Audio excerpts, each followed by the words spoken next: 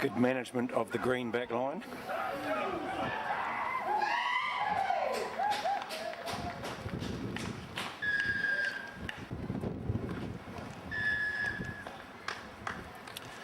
So Himi, my suggestion is around kicks is that you want to be able to put yourself in a position where you can particularly check on the near post and then the other far post if need be. So I would have thought my suggestion would have been you would have been sitting on this right hand side of the kicker so that you'd been able to get ball on line with the ball and the post as quick as possible. Just for those one days when you get some really close decisions or the ball is curling around the post, you want to get that ball on line position.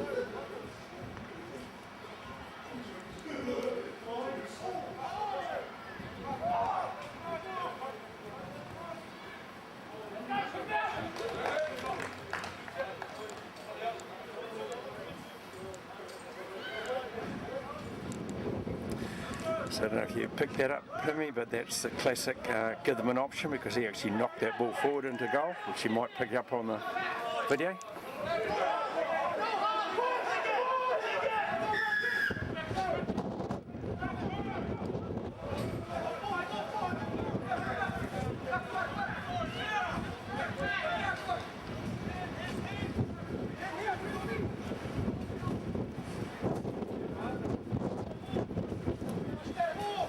I know, a windy day, might not hear, but some really good loud communication around that would be good, around your decision. Back line, advancing at the line out, etc, etc.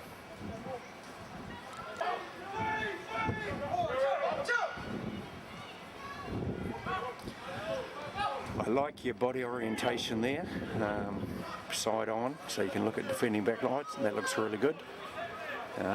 Just a slight suspicion there, you might open me a chocolate fish. Just looking at certain hand signals that might have gone on the end of that line out.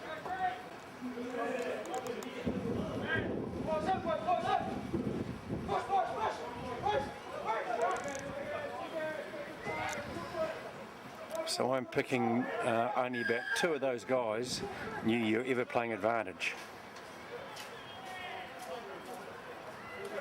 So I'd like to hear you communication around advantage at least as loud, if not louder than your scrum calls. Let all the players know what's going on. They then know what to play, what's happening. We have an obligation to the game to do that. Let alone the fact that you get guys like Ben O'Keefe doing it at 7:15 and test level.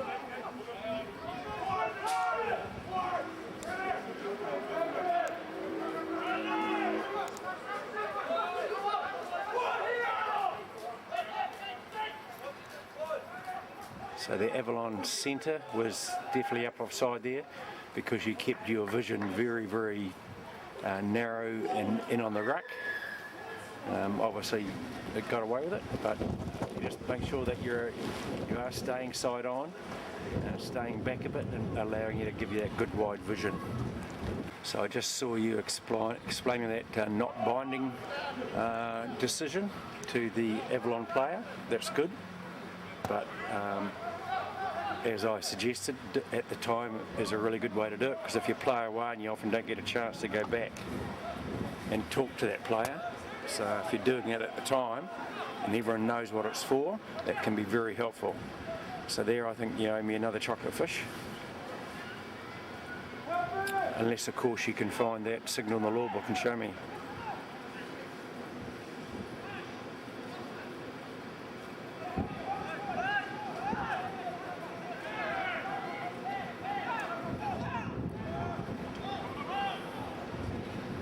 So I think we're up to 3 chocolate fish now.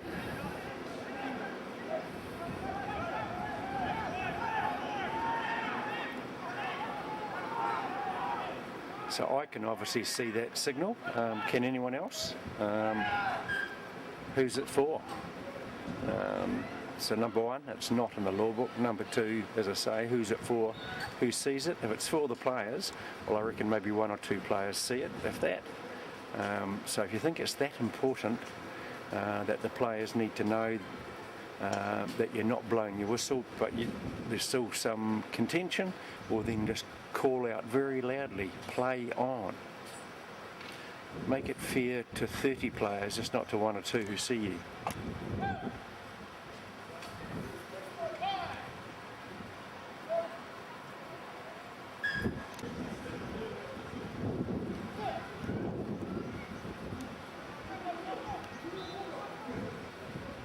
Nice control of the defending back lines, well done.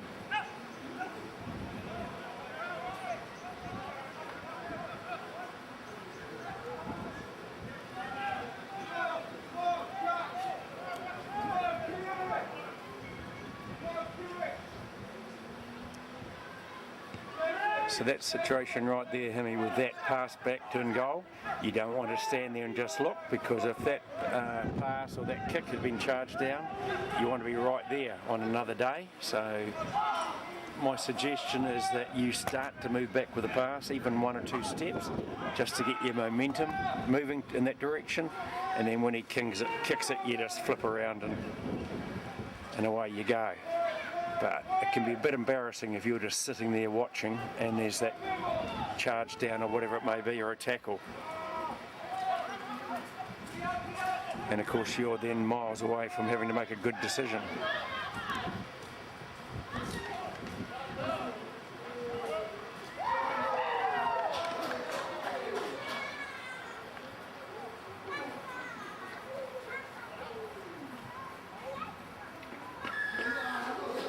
Here I think your standing position for the kick is much better, and it'll be interesting just to watch your running line after he kicks the ball.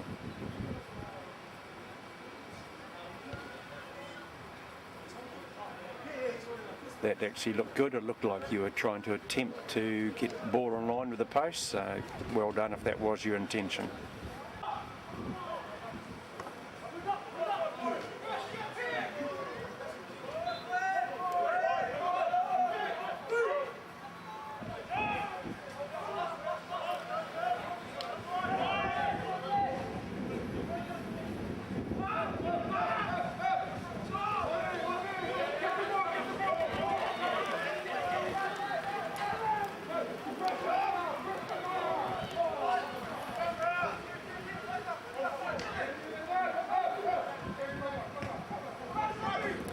So that's another situation there with that pass back, and you just sat and just assumed he was going to kick it, and it'd be a successful kick.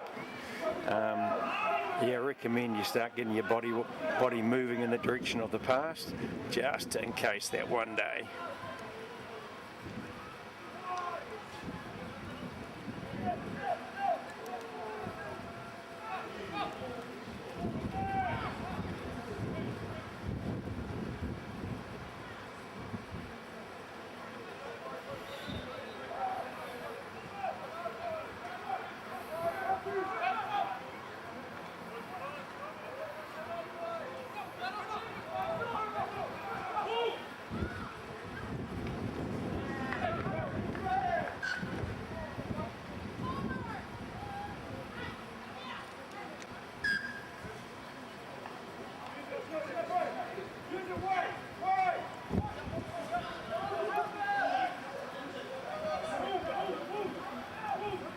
So I know I'm a little bit of a distance away, but good chance there that none of the players knew what that free kick was for. I don't know if you called out quite loudly. I certainly didn't hear it for what the decision was about.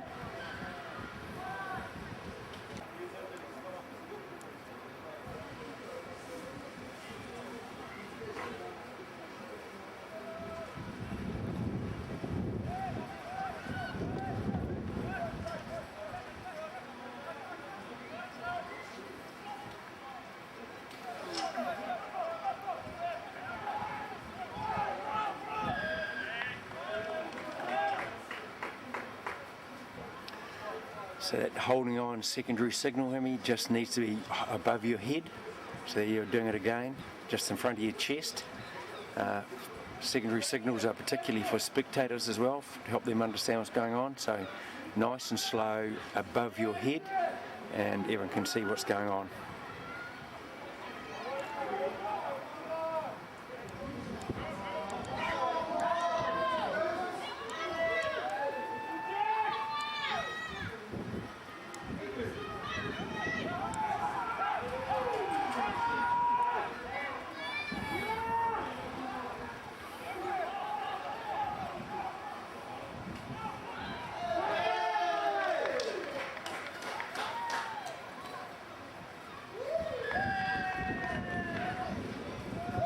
So with this kick, I don't think the positioning is not so good, because how do you line up and get ball on line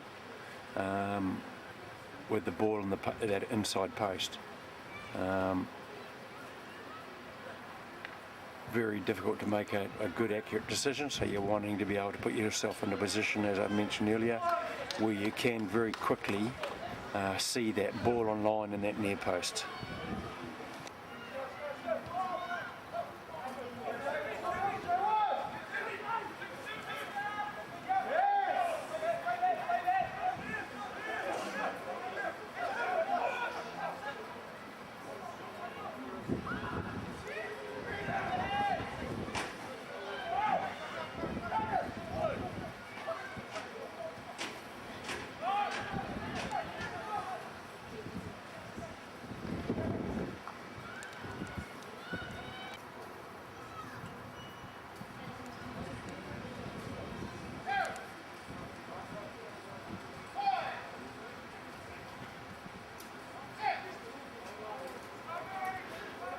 Nice cadence on your calling, and nice and loud too, so everyone can hear it.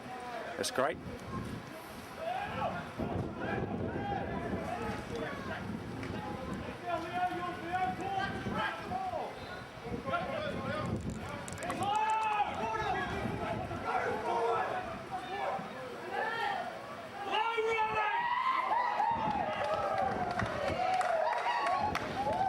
From the rain, put some big poles right right in the vision, so not a great video of that try.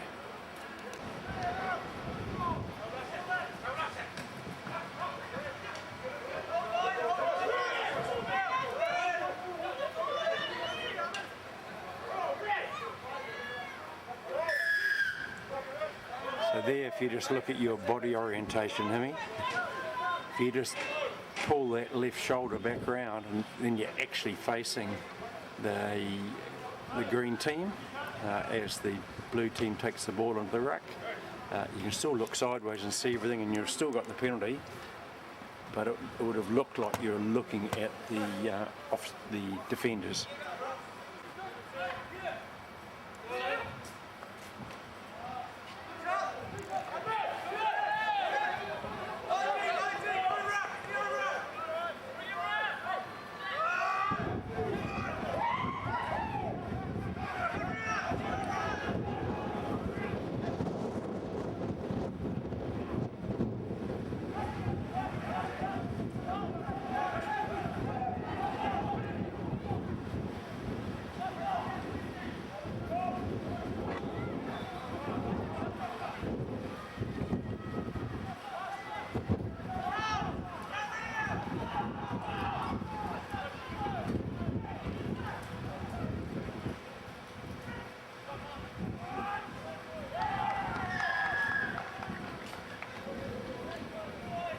And one of those nice tries right at your feet.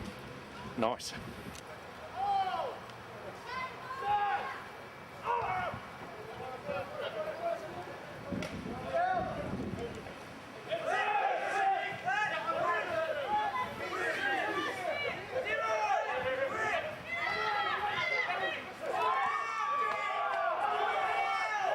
So if you just have a look at that portion of the video, I mean, you'll see just how flat you are up against the defendings. If you just go back 1 to 2 metres, it'll be so much easier for you to scan out 7 of 8 centre wing. And then as the ball comes out, you can flatten at that stage or just pirouette and go with the pass. But if you ever look at various rucks in the video so far, you'll see you get very, very flat very early, and it can make things difficult for you to be able to scan.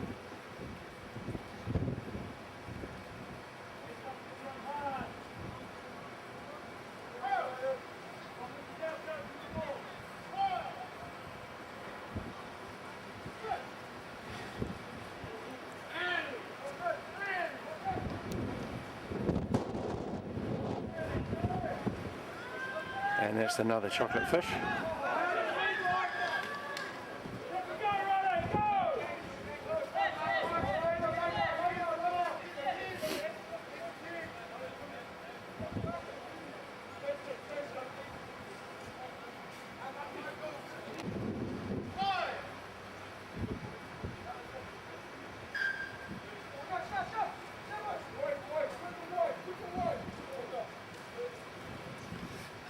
nice management of where the ball needs to be taken from, so well done.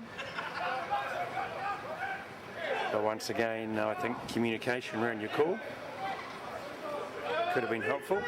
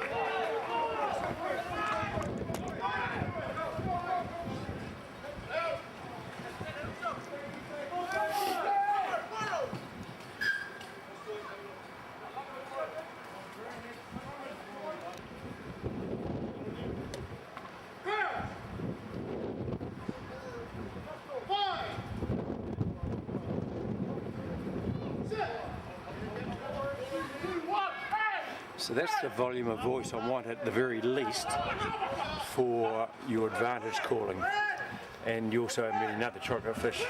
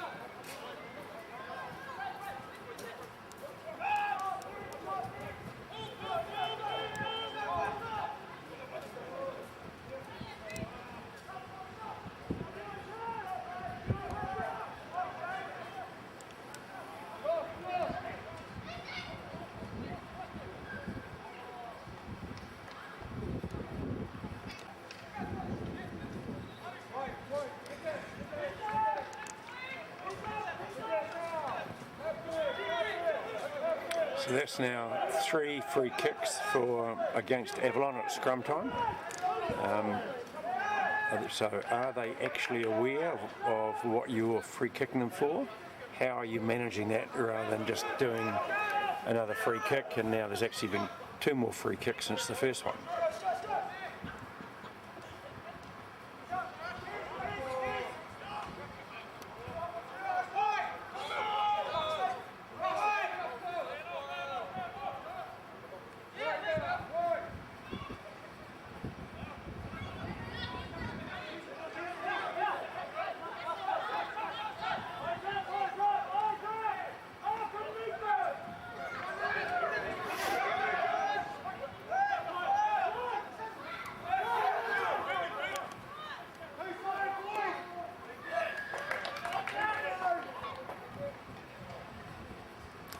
So there, just look at your secondary signal.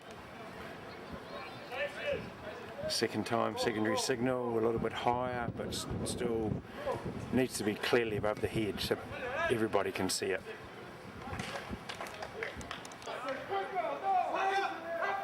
Nice management of the Avalon back line, well done.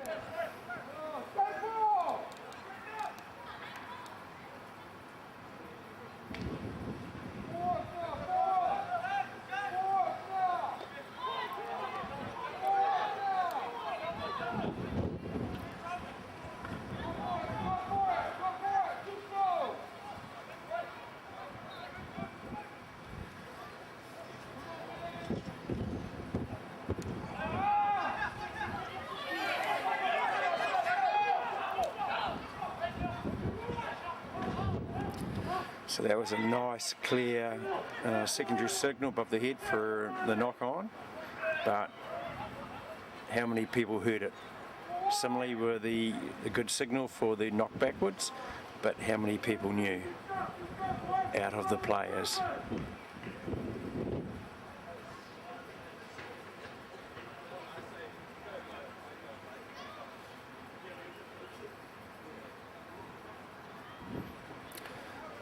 So I think with some good, effective communication around your advantage calling, all the players, coaches, management would get a lot of confidence in you as a referee, because you are a good referee, technically very good, pretty much keep the game under control, and just add one more little arrow to your quiver, string to your bow around your communication, and it'll really make you a nice, tidy, in-control referee.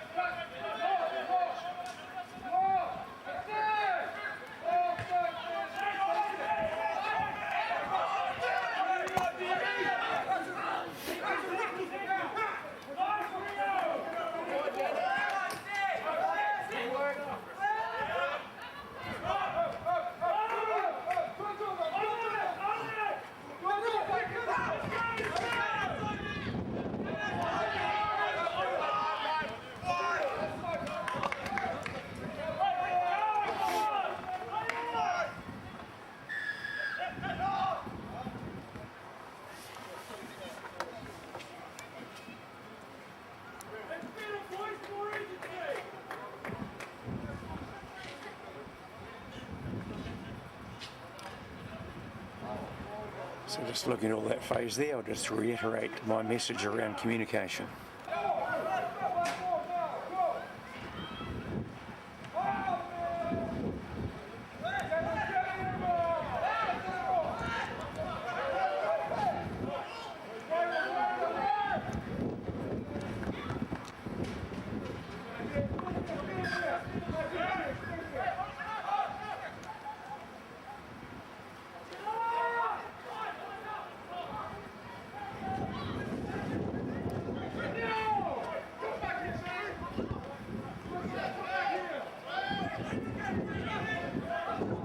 another chocolate fish.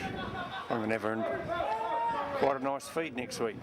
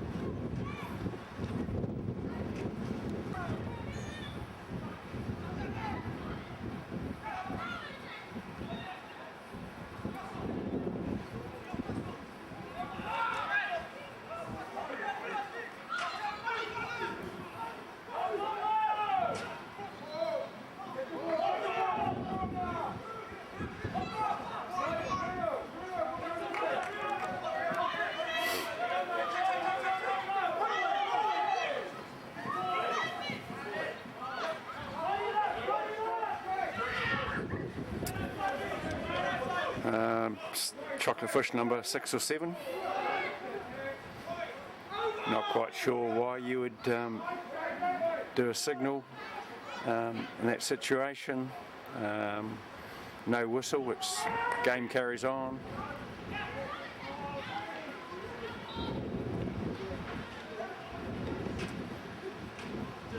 Or if there was something important that you felt the players need to know, well then call it out and communicate it in a nice loud voice.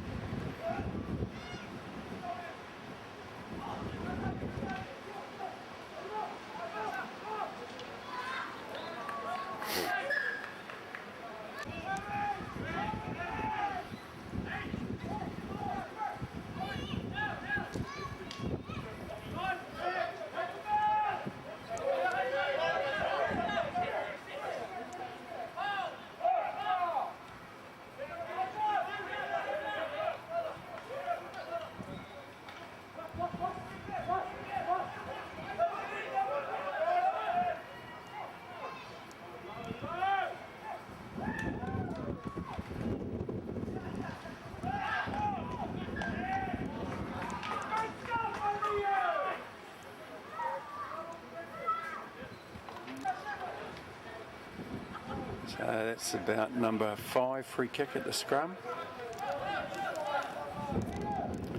So my query before around player management, communication with the front rows, communication with the captain, get that aspect of the game sorted out.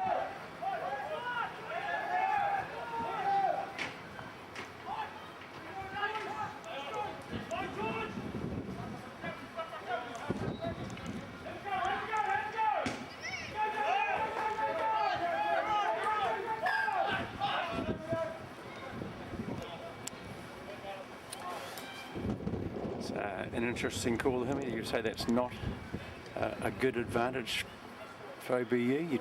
You've now taken them all the way back there, whereas the ball was up over halfway and still rolling, and the entire OBU team were following it up almost up in front of the 22. And now you've taken them all the way back, and it'll be interesting to see what they get from this.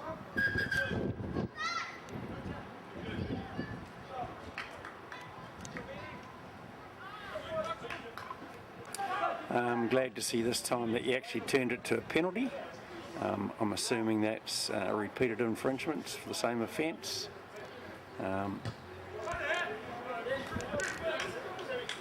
So So I got a little bit lucky there in terms of the advantage for OBU. They've actually ended up going to get thrown from the line out, but that's probably a little bit more luck than anything else. You did effectively put them under pressure by taking the scrum way back.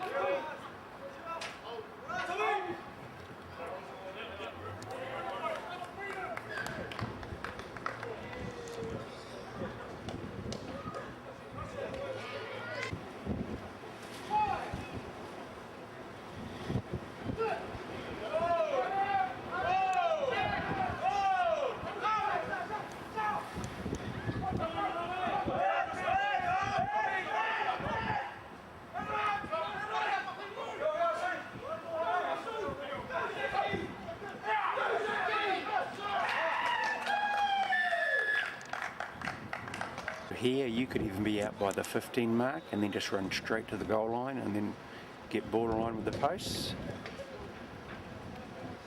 But I like on that kick how you ran towards the post and you were going to make that decision either on the crossbar or on the post. So I like that. Well done.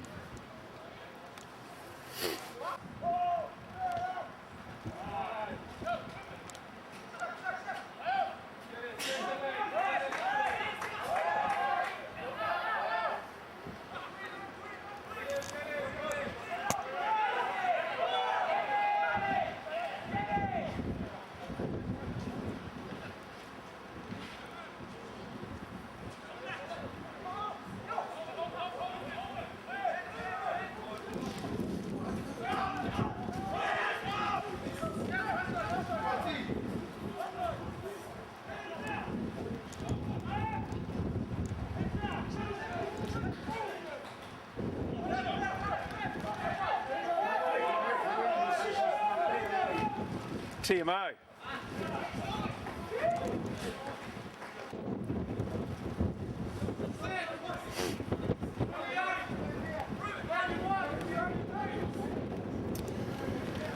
So once again, I see you actively managing the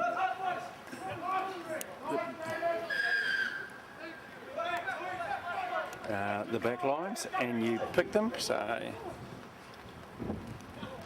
what I'd like to do is see some communication.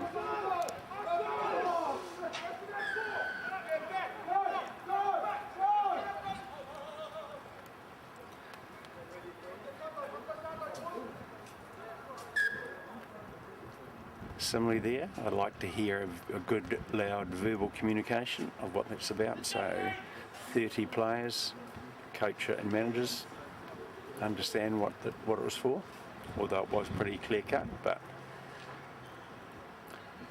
just some nice, good, effective communication. High tackle, unacceptable, bring them down please. All that needs to be said.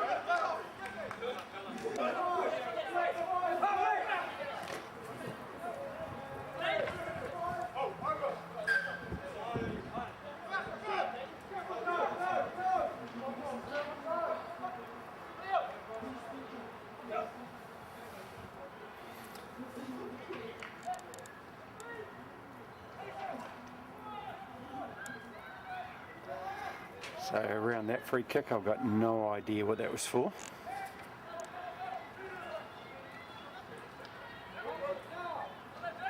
And I'm assuming probably 20 to 30 players got no idea what it was for either.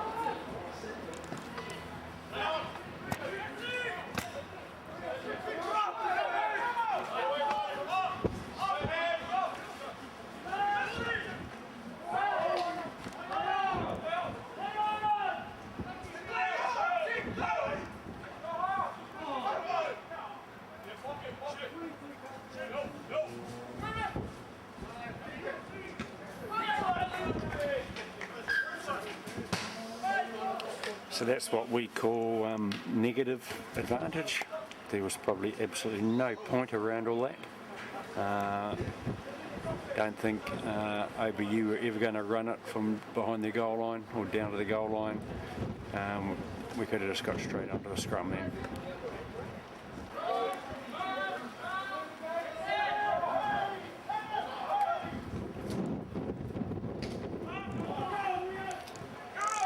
So it's number 8 chocolate fish, by the way,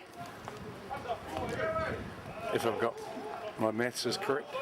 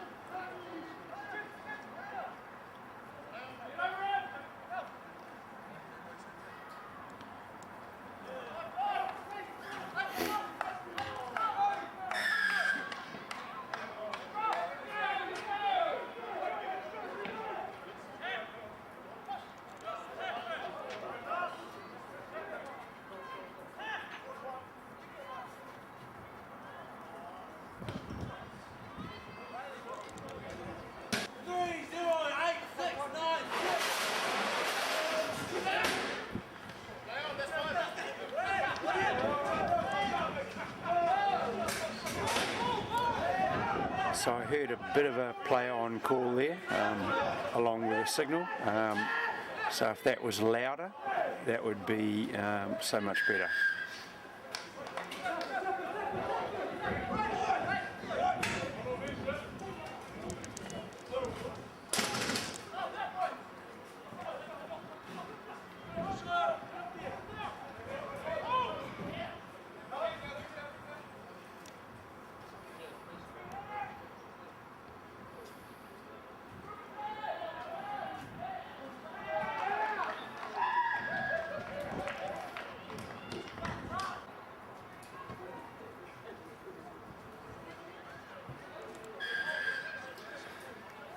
Once again, well done on the conversion. You actually look like a referee who's interested. You got there once again, ball in line with the post, made your decision, looked really good. Well done.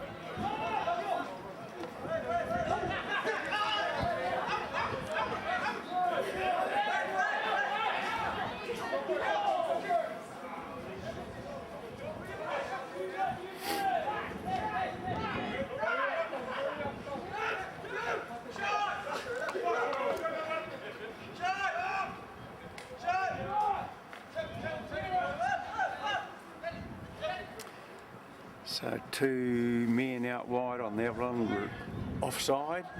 You weren't able to pick them up because you were just too closed off. Too close. If you'd been out another 2-3 metres and a couple of metres deeper, you'd have been able to see that and manage it as required. So it's just a matter of not getting too close and not getting too flat too quick.